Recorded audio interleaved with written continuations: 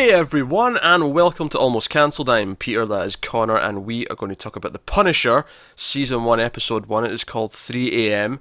Full spoilers. Actually, not full spoilers, because it's on Episode 1. Now, admittedly, it's a bit murky territory, because normally we do spoiler-free sections in Episode 1s.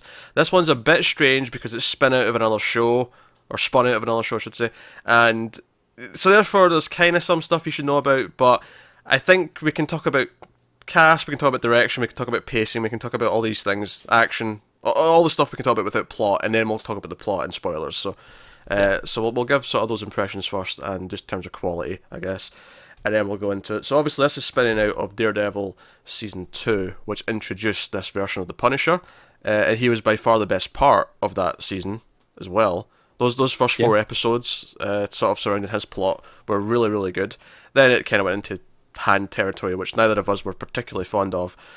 But so he got his own show. People liked him enough, and they greenlit a show, and here it is. So I was actually kind of curious to get into this exactly.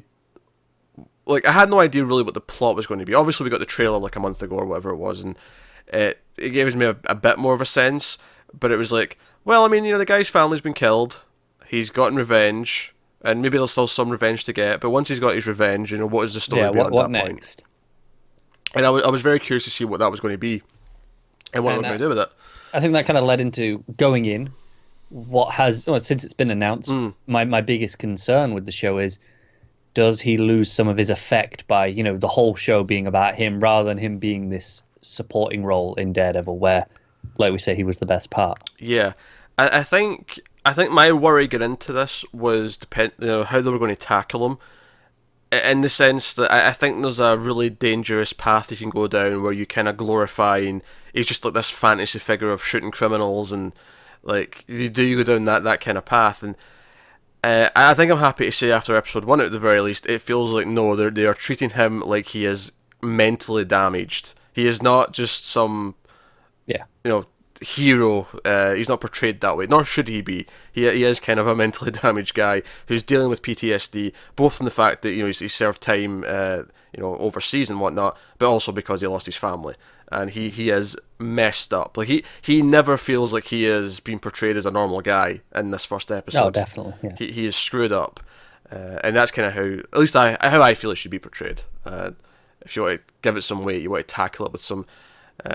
If anything, I'd almost wish it went even further into the psychological, because the episode does a few things where he sort of like, has fantasies, or he thinks about the past, and he kind of remembers things as he's waking up, and then he kind of snaps out of it. I almost wish it went even deeper with that and made it feel like a proper delirious almost episode. Maybe that's going a bit too artsy-fartsy for your general Marvel viewing audience. But it's coming. That's episode 7. Yeah, it's episode 7. Okay, I'll look forward to it. But crazy prediction. Yeah, but I think our main worry getting at the show beyond any of that was probably just the pacing, and this is just because Marvel shows and Netflix, generally speaking, have had trouble maintaining their momentum for 13 episodes. And sometimes they even struggle episode to episode by insisting on hitting 50 minutes to an hour every single time, even when maybe this story only warrants 35, 40 minutes. They don't necessarily always have to do that. This first episode, I feel like it definitely has that kind of laid-back pacing that I'm used to with these Marvel Netflix shows. Yeah. I don't think it's hurt it yet, though. I feel like in this first episode, it kind of suits what's going on. I agree, but I don't think it ever hurts it at first. I think it's always a case of it's fine until you're like halfway through, maybe a bit more, and you realise that, okay, this isn't right anymore.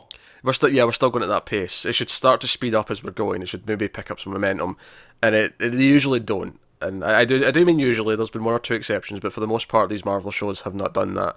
Yeah. So I'm a little bit worried at the burnout that we might feel, when we hit about 8 or 9. But yeah, at least this first episode I thought was pretty good. I thought it was okay. I liked the stuff with Frank. And I liked what's going on with him.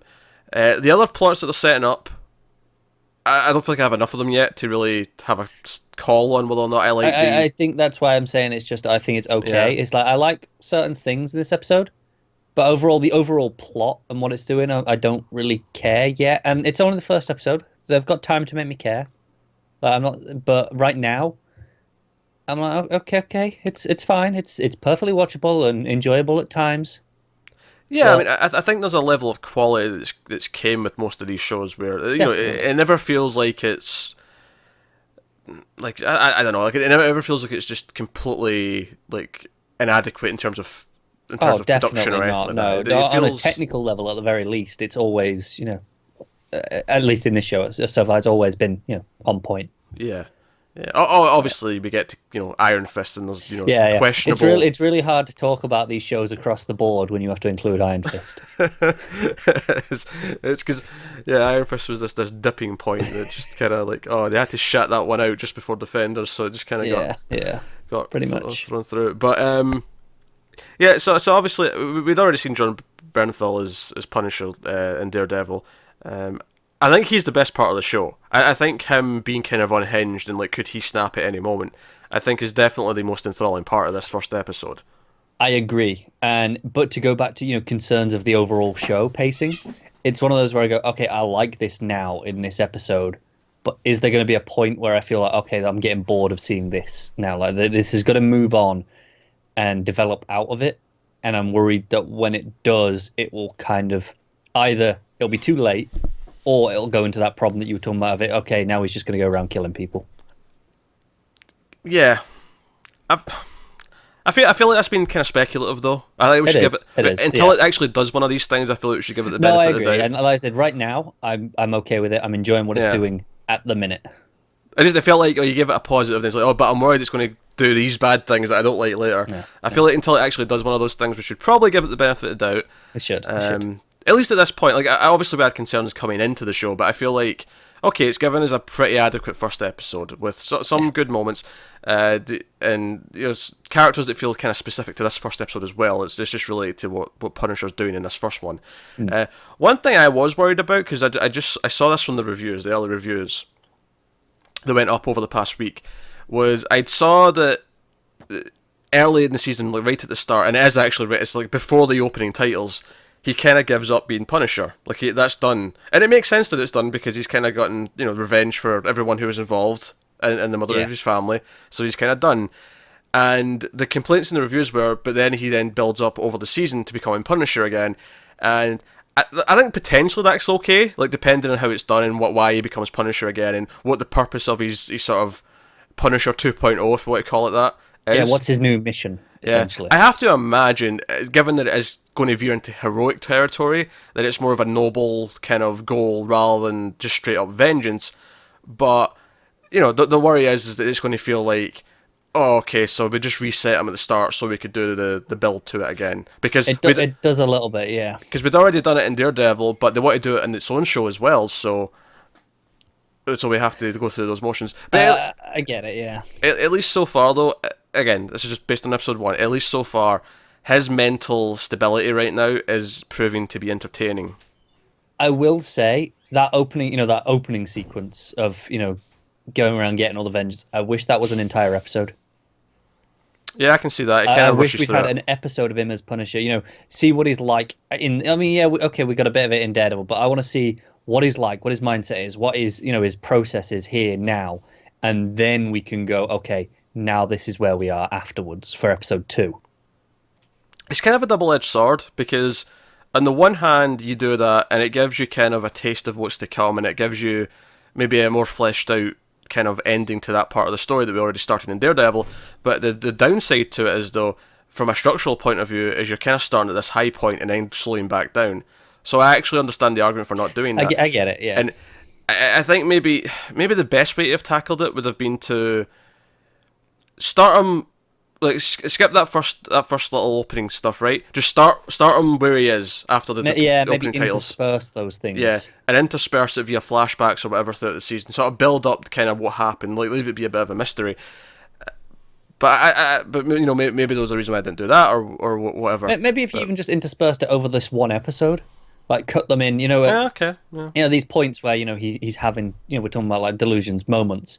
Cut them in at these sort of ideas and go, okay, this is what happened. This is what this life led to, and with that way we avoid just having it all in one concentrated chunk at the start. Yeah, I think right now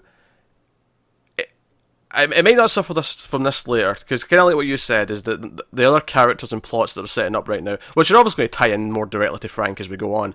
Yeah.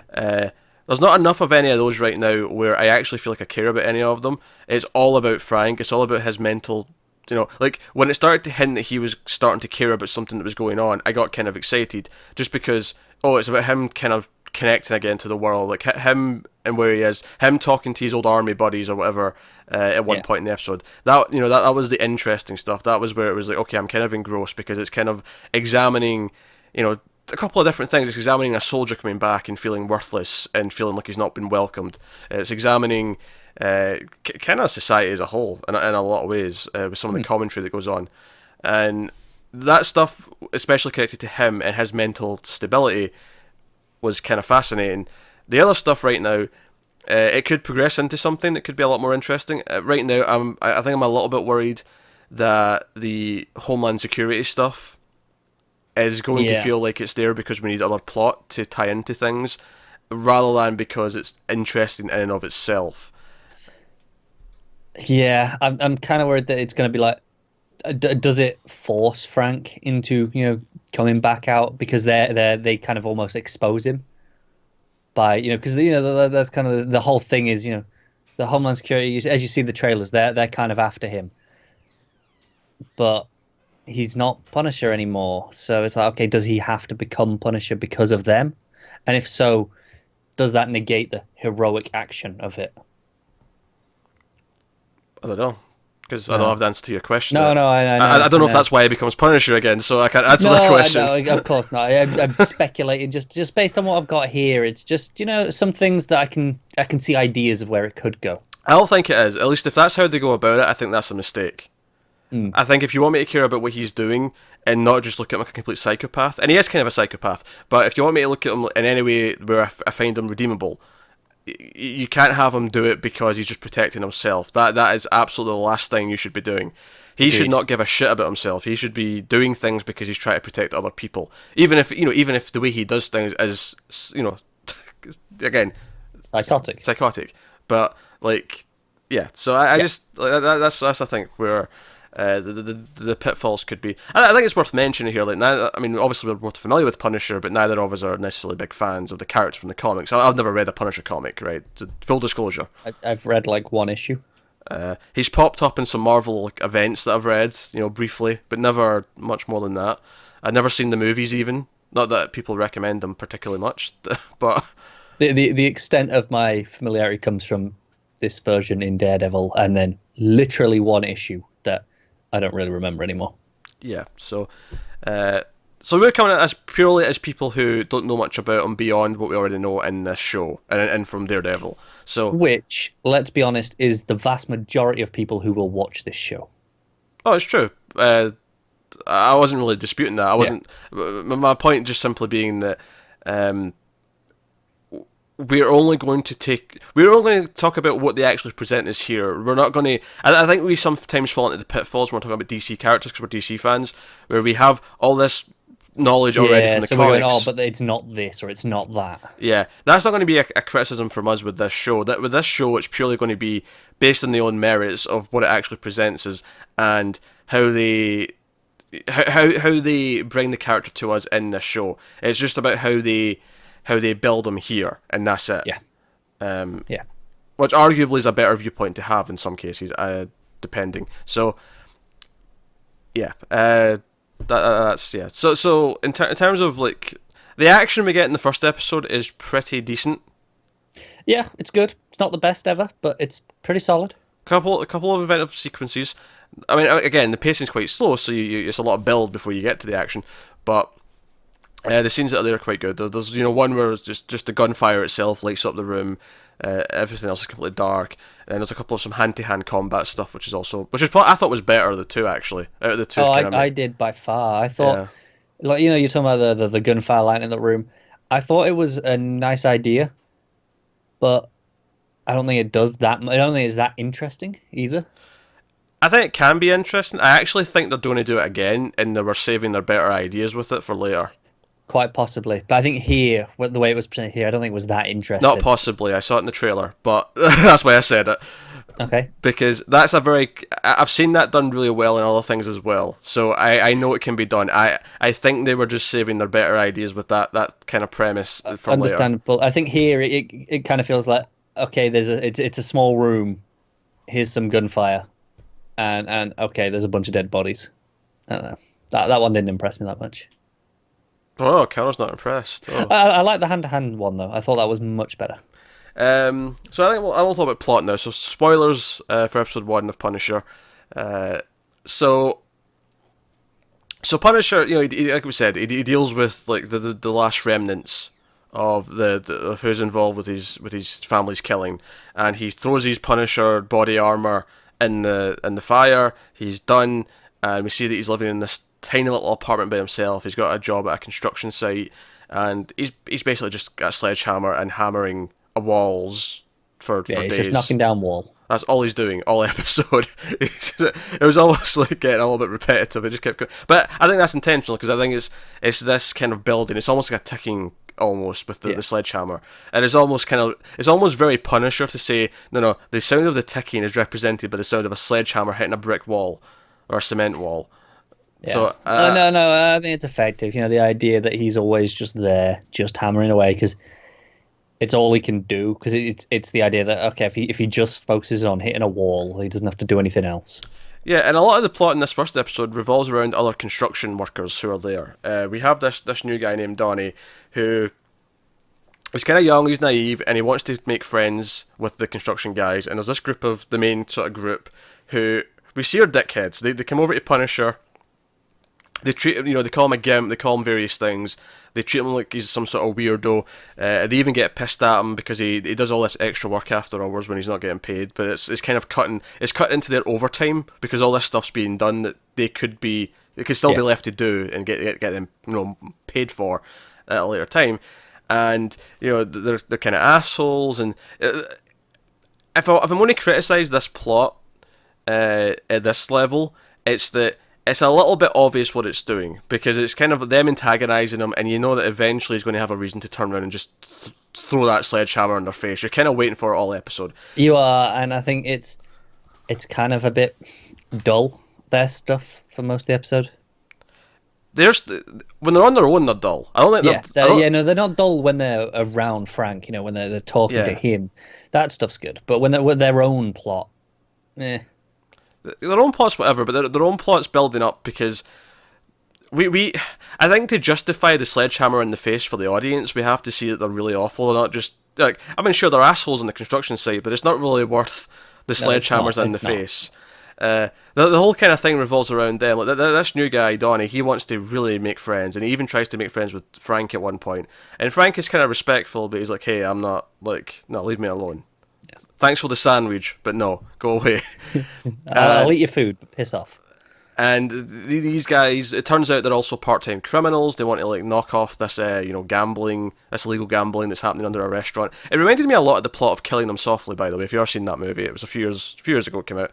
It was a very similar thing. It was like, it was this backroom gambling, and these guys came in and stole the money. Although that movie was about the mob that they stole from chasing them down afterwards, whereas this was obviously that was about to happen until Frank intervened and dealt with things. But he so they want to knock off this place. The head guy's struggling for money. There's a loan shark wanting to break his legs. So he's like, let's get another job. Let's do something. But the fourth man injures himself at the construction site. So they're like, let's ask this guy. Let's ask Donnie. Let's see if because they already take advantage of him. They make him pay for all their drinks one night. It's like a $300 bill. He's not chuffed about it, but he wants to be late. He wants to be included. And he kind of goes along and says, "Yeah, sure, I'll help you with this illegal activity." They don't really tell him what it is, admittedly. Like at one point they hand him a gun in the car, and he's like, "What gun? Oh, okay." Yeah, because he goes, "Look, if you want me to say yeah, I need more details," and he's like, "What? No, yes or no, you're in." That's it. Yeah, this is all you get. It's illegal. Are you doing it or not? And they go in, and he's nervous as shit as they're ripping these guys off. And the guys in there aren't even scared. They're just like, "Hey, do you know who you're stealing from here? Like, you're so dead. You're so dead. Like, this is stupid. Just go away now." And Donnie, the idiot, brought his driver's license and his wallet, and it falls out, and you can see his name and his face. And I couldn't help but I mean, admittedly, I get that he's kind of in the moment and he's in shock and he's terrified. He's just looked at it for a long time, Yeah, doesn't he? I feel like if you just grabbed it quick enough, no one would see it. No one would have a time to actually read it. No, but he leaves it there, stares at it, stops still, waits for the others to read it, and they go, "Oh, Donald, is it?" Yeah, but so you can kind of critique that a little bit. But again, I get that. I feel like you could argue that he should equally be as frantic though, if he's that scared. Well, that's what I would have thought. Yeah, I mean, the adrenaline, the panic. It's like, no, quick. But everyone reacts differently. So that's one of those things that I feel like assholes on the internet like to pick those things apart and say, "Oh, this would happen though. Why would they react that way?" It's like, well, everyone reacts differently, so that's a stupid complaint. That's something that really irks me about complaints sometimes. Is they'll say, "Oh, this wouldn't happen. Why wouldn't they just do that?" Like, just because you would do that doesn't mean that every single person on the planet would do that. People do stupid things all the time. That's true. Connor, case in point. I feel quite insulted after that. Good. It was intended to be insulting. So we keep going with it, and they're so pissed at him that they take him back to the construction site and they're going to kill him because they're going to track him down. If they track him down, he'll probably talk and lead to them. So they're terrified. They're going to kill him. And Frank, of course, is hanging around, hitting his wall with his sledgehammer, and this is where it all kind of boils up, and it's when he intervenes because they throw him in the big mixer, the big cement mixer, and Frank, this is when we get the action scene. He comes in with a sledgehammer, and he lets loose. He's breaking bones, he's hitting people in faces with sledgehammers, he's doing all these kind of things. He just fun stuff. Eventually the guy starts shooting back, but he's the Punisher, so it doesn't it doesn't really go much beyond that. So it's a very brutal sequence. It's very satisfying in that way. The episode has done a really good job of making sure you hate these guys by the time we get here, because they're assholes, they're abusive, and then they're about to kill someone that they've forced into a position that he was clearly not ready for or really wanting to do. Definitely. It was manipulation. So it does feel like, okay, they deserve this. Yeah, at least in movie terms, in real life. That's the big thing with characters like this. Like, it doesn't matter how much you like it in a show like this. That doesn't mean you actually advocate people going around doing this in real life. There's a difference, and I think there's something we're more aware of now with these kinds of shows. I feel like in the 80s you could put this out and no one would even think about that. That's true. Things are different. I mean, this got delayed after the Las Vegas shooting for a reason. So yeah, so we have that. Then he goes after the gangsters and he kills all them as well, which is kind of your big end of the episode, because he gets caught in the camera as he's leaving, and there's this mysterious guy watching and saying, "Hey, Frank's back." Because that's something that we've mentioned. He's got an alias. He's named Pete. Throughout the episode, everyone's calling him Pete. He's got a new ID, and he's laying low. He's in hiding, and but at the end here, like someone, they don't even really get to see his face. It's almost just like it's gait recognition. It's the way he walks that it judges it on. Well, I was kind of like taking it. I mean, yeah, that's there, but I was kind of taking it like he just knows because of how violent that was and how many people he killed. That has to be him. Like, I got the impression this guy knows who Frank is. Maybe not personally, but in terms of like what he can do and his reputation, he knows who he is. I agree, and I hope we get into more of that a bit more, because I thought gait recognition, really, that's enough. Yeah, sure. This actor is listed as one of the main characters, so obviously we're going to learn more about him as we go on. This is just a tease. There was no Karen Page in this episode either, who obviously is one of the main characters. So obviously we're not done introducing everyone yet. So that's fine.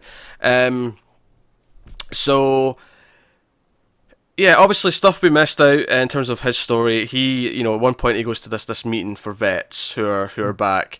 And it's like a whole mixture of opinions about society and about, liberals and all that. There's the one guy who's going quite hard against people who want to take his guns. Again, fitting in with the theme of the show, and I think it's an interesting dynamic. Is like, is Frank someone who would be upset about people taking his guns, or is he in a place where it's a tool that he uses that's around because he has to use it, or we don't know. I think it would be interesting if it went down that route and kind of made him like think about it. Yeah, like I think the most interesting thing the show could do would be have him actually reflect on like everything that's around him. And obviously you're in this weird state where, because it's kind of like this vigilante show, and he's going to do what he's going to do. It is kind of a weird avenue to go down, because I don't think you can actually completely have him make any choice on the matter. So maybe it's a bit of a dead end in terms of. So maybe it is easy. Just avoid it, because you don't have to. You have to worry. Yeah, but arguably that's also the safe and easy option to take as a writer, as a writing team. So it is. So I don't know, but you have him. You have other characters here who I'm sure we're seeing more of, because we kind of get to know one or two of them a little bit. The guy who runs the place is someone who knows Frank. He knows he's called Frank. And it's the only time we see Frank kind of have some friendly banter in the episode, because the guy's like joking about, he's got one leg. He's like, I'll take my fake leg off and shove it up your ass, and how you like that in your gravestone. And it's the first time you kind of see him. I mean, he's still very standoffish. He's still very kind of closed up. He's gated off. He doesn't want to connect in any way, shape, or form. It's the first time he really communicates at all, though. Yeah. Most of the episode he's dead silent. Like, he's just he's got that blank stare on. But he's here, and he's reading Moby Dick, and he's on to a new book by the end. I can't remember what the second book was, but he's this is what he's doing with his time. He's eating food out of a can. He's in his one little apartment, and he's just kind of depressed. And he wakes up in the morning. He has these flashbacks of his wife. He thinks his wife's waking him up, and then he keeps waking up and snapping out of it, and realizes he's alone. So it's almost like every morning he has to relive the realization that, oh shit, no. Everything that happened, and I'm still here. So again, in terms of dealing with the PTSD of it all, it's very kind of heavy on what he's going through. I think that's the most interesting thing that it's doing right now, is just looking at his psyche, how broken he is. I hope it goes down that route and really explores that. Oh, absolutely! It's easily the most exciting thing about the episode. Yeah. Elsewhere, we're introduced to let me get my character list back up. First episode. This is always a problem. Madani, who is our Homeland Security officer, who has just came back. She was in Afghanistan, and she's back, and she wants to investigate things that she was sort of involved in over there. Mainly an informant, by the sounds of it, who she was close to, in the sense that she made all these promises about him. Being safe with them, them taking, the US taking him in, were safety for him. But he witnessed other soldiers, American soldiers, running drugs, and because he witnessed that, that got him killed. So she's wanting justice. She's wanting to look through this. And there may be more to the relationship. I don't know. I mean, I don't know if I got that it was romantic per se. Like, it didn't seem like it. It more felt like it was the idea of her wanting to do the right thing, live up to her promises, a professional thing. Yeah, so I mean, they could develop it. There could be more to it that we'll find out as time goes on. It just seemed more of a moral statement on who she is. Yeah, and she's like shut down by her boss. Her boss is like, "Nah, don't go look into this." He basically just fobs it off and says like, "Oh no, he's probably corrupt. He's probably dirty. Yeah, just let it go. He has no interest in investigating it." But she's determined to, and her partner, her new partner, specifically Stein, he's a bit of a. I was getting like almost like a wannabe Charlie Day vibe off of him. The way he was kind of carrying himself. I forget his name. The guy in New Girl. Oh, Jim Johnson or Jake Johnson? Yeah. He's kind of doing that sort of thing for a little bit to me. Yeah, I got a little bit of that. And he's basically, oh yeah, I'm already on the shit list, so yeah, I'll help you. So she's got an ally there. Her mother is a Vassarala from The Expanse, which is because she's not on camera. She's over. You've got Madani over at the window, and you just hear her voice, and I'm like, oh, I know who that is. Yeah, it's such a distinctive voice, isn't it? Yeah, no one else sounds like her. Sounds like her. And this show is going to have a really hard time getting me to call her anything other than a Vassarala. Yeah, I don't know her name already. Yeah, well, I never said her name because it was just, Mum. That's all right. Yeah, it was just Mum in that scene, so we don't even know her name, but I could go hunting for it, but she's a Vassarala. Madani's mother is a Vassarala, just for the record, that's who that is. Yeah, so we're filling it a little bit hard. Right now, she's not that interesting. Obviously, they're setting up that she wants to get this justice. But they're doing this whole the spunky moral center, go get be the right, do the right thing. And she's doing it, regardless that her boss told her not to. Yeah. Joe, I think it is. I think this is the part that feels so similar to the other shows. Like, I can think of, in all the other shows, we either had Karen as the reporter, or we had a detective in the other shows who were looking into what was going on, and it very much feels like this is just this show's version of that. I almost, You're right. Yeah. and as much as this show is maybe the most different, and as much as it's the most separate from the rest of the 4 shows, I feel like I can still feel parts of the formula kind of just seeping in a little bit. Yeah, I know what you mean. Even going back to the idea of, okay, let's build him up to become Punisher, even though he's Yeah. already been there. That feels very much like Daredevil season 1 or Luke Cage. Pretty much any of the season 1s of let's make them the hero by the end. I think Daredevil's the best one, just purely because he's the only one that had a costume, and it feels like with Punisher, he's went out of his way to get rid of his costume at the start, so we can have it again by the end. But we're going to go a lot of the season with him just in a hoodie or whatever. But again, it feels like we're retreading these beats because that was the ending of Daredevil season 2 when he shows up. Yep. And he's got the skull, and it's like, oh, okay, this is it. I think it's going to be a problem for the season as a whole. I don't feel it is a problem yet, because it's only been 1 episode. I'm really intrigued as to how they're going to justify it. I think that could potentially be a really good story. It can be. It's funny because I've heard some reviews say it's too long and drawn out, like other Netflix Marvel shows. I've also seen reviews say it's the best one. So it'll be interesting to see if we end up feeling that way. This could go either way, basically. So yeah, I'm not sure, but I think what's worth noting though is compared to other Marvel Netflix shows, is that I'm coming into this one with my guard up. I'm coming into this one not expecting, but knowing full well that where a lot of the other ones have went by the second half of the season and how I felt at that point, that I'm not feeling as optimistic. I really feel that way in post Defenders, because obviously we kind of knew we were going to hate Iron Fist based on everything about it. Yeah. But I think Defenders, we were like, okay, no, this is 8 episodes. This is the chance for it to prove us wrong, and to show us that it can pull this off. And we still had a lot of problems by the end. So I think after that is where I've kind of gone, okay, now they've got to break the mold. They've got to impress me. Yeah. So I hope that this does enough interesting things, and the pacing doesn't just feel too much like a drag. That's my hope. I think what's going to be really important is developing these side plots to a point where I care. Because for a lot of this episode, when I'm seeing the construction workers, their plot, I'm kind of just going, all right, let me see Frank hit on with the sledgehammer. I'm just waiting for it all episodes. Yeah, I mean, and that moment at the end, that is great stuff. But I'm kind of just going, all right, come on, let me have it. The thing is though about that though is that I'm pretty sure we're never seeing this construction site again, or at least we're not seeing those characters again. Well, most of them are dead for a start. But no, exactly. Yeah. I agree with that. I'm just thinking, going forward when we have other side characters introduced and we have these other plots, I'm like, I need to have a reason to care beyond just waiting for Frank to kill people. Yeah, that's fine for a few episodes, but I don't think that's going to sustain 13. So hopefully we can we can progress from here and hope it hits beats that are interesting. Because right now I am worried. I am worried that I'm just going to feel the burn of it all when we get to about 2/3 in. But so that is episode 1 of Punisher. Of course, let us know what you think of it in the comments below. Like, subscribe, all that stuff. Get us on Twitter at mail_fuzz for channel updates. If you want to support the channel, head over to patreon.com/mailfuzztv. You can do that over there. But otherwise, that is us. So thank you once again for watching. Keep watching TV, guys. Have you got any vanilla?